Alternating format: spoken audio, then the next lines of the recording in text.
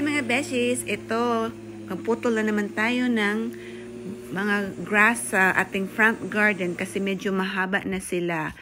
Wag nating paabutin na mahaba pa kasi mahirap nang putulin. Kaya kahit galing tayo sa trabaho at nagbihis tayo agad at nag-costume kaagad tayo nitong aking sinusuot na pang farm.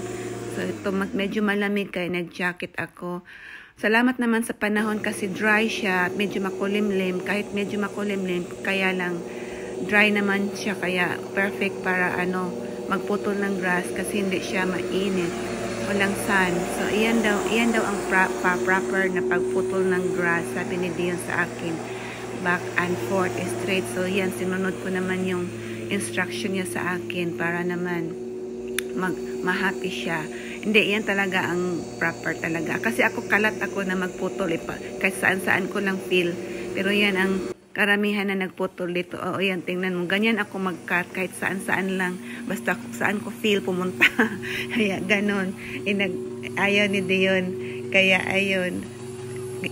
Sinunod ko siya ng sandali lang. Tapos ito, naman na ako sa aking gusto. Kaya iyan, wala na siyang magawa kasi ako ang naghawak ng lawn mower.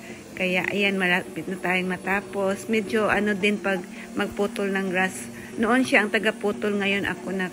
Kasi noon hindi ako marunong maggamit ng lawn mower. Pero ngayon nagamay ko na rin. Kaya ako na ang hinayaan niyang magputol ng grass. So, minsan every week or 2 weeks, depende sa sa mood ko or sa off ko din. Kasi minsan pag galing trabaho, pagod ka na. Kaya ngayon ay may gana naman akong magputol ng grass dito sa front garden namin. So, siya ang taga-video. Siya inutusan ko na mag-video.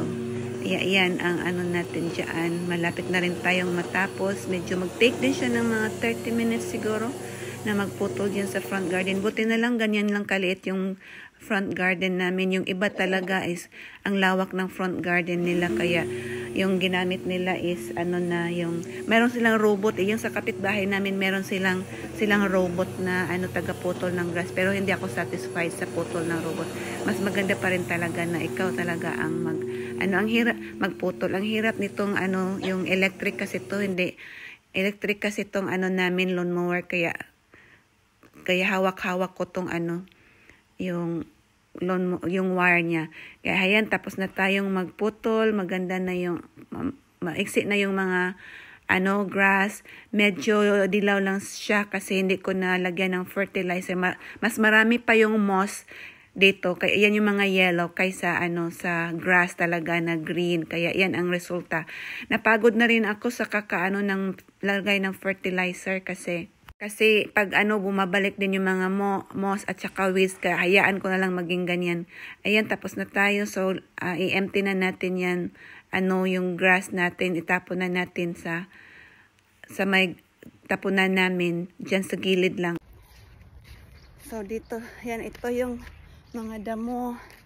Tapon natin dito sa gilid ng damuhan. Mga damuhan kasi itong gilid namin. Kaya, dito ko lang din itatapon. Ayan. Ay, mabigat kasi puno. Ayan, dyan lang siya kasi damo lang naman din yan. Fertilizer. So, bago natin iligpit yung lawn mower ay linisan muna natin yung blades na yan kasi marami ding damo na sumiksik dyan. Kaya maganda talaga pag para hindi masira kaagad yung mga gamit.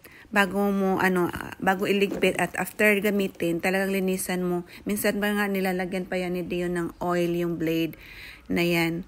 Tapos kinukot ko talaga niya ng kutsilyo yung doon, yung sa ilalim doon. At saka yung wire din natin iligpit din natin ng maayos para hindi siya masira kaagad. So yun kami magliligpit ng wire talagang para hindi siya masira. Neat talaga siya iligpit. So yan. Ganyan ako magligpit.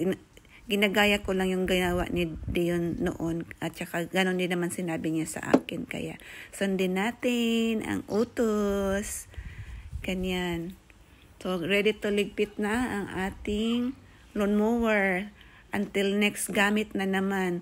So hindi ko alam kung kailan naman kasi palaging umuulan dito. Kaya ayun. ready na siya for next gamit. Yung back garden namin, una ko to siyang pinutulan, kaya yan ang resulta. Yun lang mga beshes, bye!